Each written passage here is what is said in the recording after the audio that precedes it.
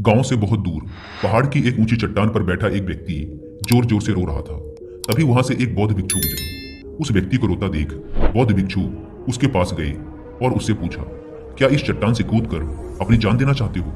वह आदमी बोला, आपने एकदम सही अनुमान लगाया। मैं यहाँ से कूदकर आत्महत्या करना चाहता था, लेकिन कूदने की हिम्मत नहीं जुटा पा रहा हूँ। बौद्ध भिक्षु ने कहा, जब तुम आत्महत्या ही करने आए हो तो अपने साथ इतनी सारी चीजें क्यों लाए हो? वह इंसान चौंकते हुए बोला, लेकिन मैं तो अपने साथ कुछ भी लेकर नहीं आया, मैंने तो सब कुछ पीछे ही छोड़ दिया है। भिक्षु ने कहा, फिर तुम अपने साथ इतना बोझा लिए क्यों बैठे हो? आदमी ने अपने चारों तरफ देखकर कहा, मैं क्या लाऊंगा, मैं तो गरीब हूँ, कंगाल हूँ, खाली हूँ। भिक्षु ने कहा, गलत, तुम खाली नहीं हो, क्योंकि खाली इंसान दुखी होकर आत्महत्या नहीं करता। तुम जरा अपने अंदर ध्यान से देखो, तुमने कितना सारा बोझ अपने भीतर उठा रखा है। यह बोझ इतना भारी है कि यह तुमसे तुम्हारी सांसें छीनने जा रहा है। इसे निकालकर बाहर फेंको और थोड़ा हल्की हो जाओ। आखिर कब तक इस बोझ को ढोते रहोगे? आखिर कब तक इसके नीचे दबे रहोगे? ये सुन वह इंसान बौद्ध भिक्षु के चरणों में गिर पड़ा और कहने लगा, मुनिवर, आपने तो मेरे दिल की बात पढ़ ली। मेरे अपने भी मेरी भावनाओं, मेरी चिंता को नहीं समझ पाए, लेकिन आपने पल भर में मुझे समझ लिया। अब आप ही मेरी समस्याओं से मुझे छुटकारा दिलवा सकते हैं। बौद्ध भिक्षु ने कहा, कहाँ है समस्या? उस व्यक्ति ने कहा, मेरे घर में महाराज, आप मेरे साथ मेरे घर चलिए। भिक्षु ने कहा, नहीं, वहां जाने की कोई जरूरत नहीं। व्यक्ति ने कहा, लेकिन महाराज, समस्या तो वही है। भिक्षु ने कहा, समस्या तुम्हारे घर में नहीं, तुम्हारे भीतर है। जब तक तुम खुद को अंदर से ठीक नहीं करोगे, तब तक तुम्हें हर जगह समस्या ही नजर आएगी। अगर समस्या तुम्हारे घर में ही थी तो तुम यहाँ इस जंगल में आकर भी दुखी क्यों थे? यहाँ बैठकर जोर जोर से क्यों रो रहे थे? तुमने तो घर छोड़ दिया था, फिर समस्या भी घर में ही छूट जानी चाहिए थी। व्यक्ति ने कहा, हाँ मुनिवर, आप ठीक कह रहे हैं, मैं आपकी बात समझ पा रहा हूँ। कमी मेरे भीतर ही है, मैं ही किसी काम का नहीं हूँ। असल में मैं बहुत अभागा हूँ, मेरी किस्मत बहुत खराब है। भिक्षु ने कहा, बताओ मुझे, कैसे तुम्हारी किस्मत खराब है?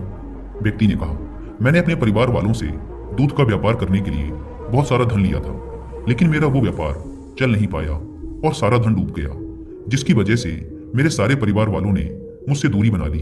मैंने उन्हीं के लिए ही तो ये सब शुरू किया था कि अच्छा व्यापार चलने पर बहुत सारा धन कमाऊंगा और अपने परिवार वालों को सारी खुशियां दूंगा, लेकिन वो सब मुझे मेरी इस असफलता का जिम्मेदार मानते हैं और पूरे दिन कोसते रहते हैं। अब तो मुझे भी लगने लगा है कि मैंने उनके साथ गलत किया है। मेरे ही साथ मेरे एक दोस्त ने भी दूध का व्यापार शुरू किया था, लेकिन उसका व्यापार बहुत अच्छा चल रहा है। अब मेरे घर वाले रोज मुझे ताना मारते हैं कि देख उसको, वो कितना सफल हो गया, लेकिन तू तो है ही निकम्मा, तुझसे कुछ नहीं होने वाला। मेरा दोस्त भी अक्सर मेरे घर आकर ये बताता रहता है कि वो कितना सफल हो गया है, कैसे उसने अपने दम पर इतना बड़ा व्यापार खड़ा कर लिया, उसने इसके लिए कितनी मेहनत की है। उसकी बातें सुनकर लगता है कि मैं सचमुच किसी काम का नहीं हूँ, और अब तो घर के हालात ऐसे हैं कि मेरा घर भी गिरवी रखा हुआ है। भिक्षु ने कहा, क्या तुम्हें मालूम है कि तुम्हारा मित्र अक्सर तुम्हारे पास क्यों आता है? व्यक्ति ने कहा, हाँ मुझे पता है, वो मुझे नीचा दिखाने आता है। वो ये जताना चाहता है कि वो मुझसे ज्यादा बुद्धिमान और परिश्रमी है। वो खुद को मुझसे अधिक श्रेष्ठ दिखाना चाहता है। वो चाहता है कि मैं उसकी सफलता देखकर दुखी होता रहूं। बौद्ध भिक्षु ने कहा, क्या तुम उसकी बातें सुनकर दुखी होते हो? व्यक्ति ने कहा, हाँ दुख तो होता ही है। भिक्षु ने कहा, दुख किस बात का होता है, अपने असफल होने का या मित्र के सफल होने का? व्यक्ति ने कुछ देर तक सोचकर कहा, सच कहूं तो अपनी असफलता से कहीं ज्यादा दुख मित्र के सफल होने का होता है। भिक्षु ने कहा, मतलब तुम्हारे मित्र की असफलता पर तुम्हें खुशी होगी? व्यक्ति ने कहा, हाँ बहुत ज्यादा खुशी होगी। भिक्षु ने मुस्कुराते हुए कहा, असल समस्या तुम्हारा व्यापार में असफल होना नहीं, बल्कि तुम्हारे विचारों का नकारात्मक होना है। तुमने अपने मन को नकारात्मक विचारों से भर रखा है, और फिर उन नकारात्मक विचारों से उत्पन्न होने वाली नकारात्मक ऊर्जा तुम्हारे काम और दूसरों के साथ तुम्हारे संबंधों को बुरी तरीके से प्रभावित करती है। व्यक्ति बोला, हाँ मुनिवर, मुझे भी कई बार ऐसा ही लगता है।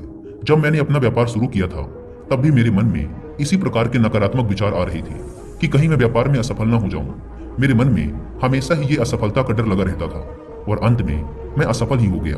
भिक्षु ने कहा, सबसे पहले तुम्हें तुम्हारे मन में सकारात्मक विचारों को जगह देने की जरूरत है। अभी तक तुम सकारात्मक विचारों की ऊर्जा से परिचित नहीं हो। हालांकि तुम्हारे मित्र की बातें तुम्हें दुखी करती हैं, लेकिन बातें वो सच्ची ही बताता है। वो अपने संघर्ष और अपने अनुभव की बातें ही बताता है। तुम उसके अनुभव और अपनी बुद्धि का उपयोग करो, उसके संघर्षों से मिली सीख का उपयोग करो। दुखी होने की बजाय इस बात की खुशी मनाओ कि तुम्हें घर बैठे एक सफल इंसान के अनुभव मिल रहे हैं। कड़ी मेहनत करो, हार मत मानो, ये बुरा वक्त भी गुजर जाएगा। और तुम भी एक दिन एक सफल इंसान बनोगे। बौद्ध भिक्षु ने आगे कहा, मेरी एक बात हमेशा याद रखना, हम सफल होंगे या असफल ये मुख्य रूप से हमारे सोचने के तरीके पर निर्भर करता है। इसलिए जिंदगी की ओर हमेशा एक सकारात्मक मानसिकता बनाकर रखो। व्यक्ति ने कहा, आप सच ही कह रहे हैं, मैंने अपने अंदर बहुत से नकारात्मक विचार भर रखे हैं और यही मेरी असफलता का कारण भी है। लेकिन क्या अपनों के लिए कुछ करना गलत है? मैं तो अपने परिवार वालों के लिए अच्छा कर रहा था, लेकिन उन्होंने ही मुझसे दूरी बना ली। भिक्षु ने कहा, असल में तुम संतावना और तारीफ चाहते हो। इस दुनिया में हर इंसान संतावना और तारीफ चाहता है। लोग चाहते हैं कि जब भी वो कुछ करें तो दूसरे लोग उनकी तारीफ करें। तारीफ ना मिलने पर मन दुखी और अनुत्साहित हो जाता है। लगने लगता है कि सब स्वार्थी हैं और मन में ऐसे विचार आते हैं कि जब इन्हें मेरे काम की परवाह ही नहीं तो मैं क्यों इनके लिए कुछ करूं। लेकिन अगर तुम किसी को अपना मानते हो और उसके लिए कुछ करना चाहते हो तो इसमें संतावना और तारीफ की कैसी जरूरत? तुम ऐसा क्यों सोचते हो कि तुम ये काम किसी और के लिए कर रहे हो? तुम उस काम को केवल अपना कर्तव्य समझकर करो। कर्तव्य समझकर किए गए कामों के लिए किसी भी प्रकार की प्रशंसा की जरूरत नहीं पड़ती। जैसे कि जब एक माँ अपने छोटे बच्चे का ख्याल रखती है तो इसके लिए चाहे उसकी कोई प्रशंसा करे या ना करे, वो अपने बच्चे का ख्याल पूरी निष्ठा के साथ रखती है, क्योंकि वो उसे अपना समझती है और उसकी देखरेख करना अपना कर्तव्य। इसी प्रकार तुम भी अपने कामों को अपना कर्तव्य समझकर करो। अगर दूसरों के द्वारा की गई प्रशंसा और बुराई तुम्हें सुख और दुख देती है तो तुम कभी भी खुश नहीं रह पाओगे, क्योंकि तुम्हारी खुशी अपने कर्मों पर नहीं बल्कि दूसरों के विचारों पर निर्भर कर रही है, जो कि हमेशा बदलते रहते हैं। व्यक्ति ने कहा, आप सही कह रहे हैं। अब तक मैं दूसरों से प्रशंसा और वाहवाही की उम्मीद से काम करता था, इसलिए मैं दुखी था। लेकिन अब से मैं आपकी दोनों बातें याद रखूंगा। पहली कि मुझे हमेशा सकारात्मक सोच रखनी चाहिए, और दूसरी ये कि कभी भी किसी दूसरे को खुश करने के इरादे से कोई काम मत करो। लेकिन क्या इन दो सीखों के अलावा भी आप मुझे कुछ ऐसा दे सकते हैं जो कि मेरे सबसे बुरे वक्त में मेरा साथ दे? भिक्षु मुस्कुराए और अपनी झोली में से एक छोटी सी डिब्बी निकाली और कहा, यह डिब्बी मैं तुम्हें देता हूँ, इसे हमेशा अपने पास रखना। इसमें एक ऐसा राज है जो तुम्हें बड़े से बड़े दुख से भी बाहर निकाल लेगा। लेकिन इस डिब्बी को तभी खोलना जब तुम्हारे पास कोई दूसरा रास्ता ना बचे, जब तुम्हें सब कुछ व्यर्थ लगने लगे। वह व्यक्ति भिक्षु को धन्यवाद कर उस डिब्बी को लेकर चला गया। उसने भिक्षु की बताई बातों का पूरी तरह से पालन किया। अब उसने नकारात्मक सोचना छोड़ दिया था और अब उसे दूसरों की राय से भी कोई फर्क नहीं पड़ता था। उसने दोबारा अपना व्यापार शुरू किया, जिसमें वह बहुत सफल भी हुआ। उसके परिवार वाले भी अब उसकी इज्जत करने लगे थे। वह काफी अमीर हो चुका था। उसने अब बीते समय के लिए रोना छोड़ दिया था, लेकिन फिर से समय ने अपना चक्र घुमाया। उसके राज्य में पड़ोसी राजा ने हमला कर दिया। उसकी घर दुकानें सब तोड़ दी गई। उसके परिवार के कई लोग हमले में मारे गए। वो अपने बीवी बच्चे की जान बचाकर दूसरे राज्य में भागा। अब उसके पास कुछ भी नहीं था।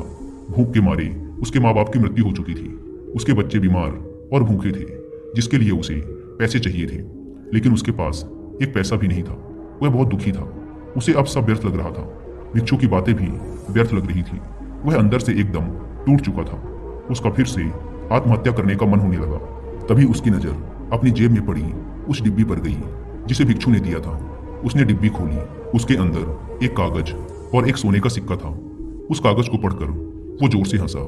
उस पर लिखा था, ये वक्त भी गुजर जाएगा। उसने उस सोने के सिक्के से अपनी नई शुरुआत की। हो सकता है कि आपके पास वो सोने का सिक्का ना हो, लेकिन हिम्मत तो है ना, कुछ तो कर ही लेंगे।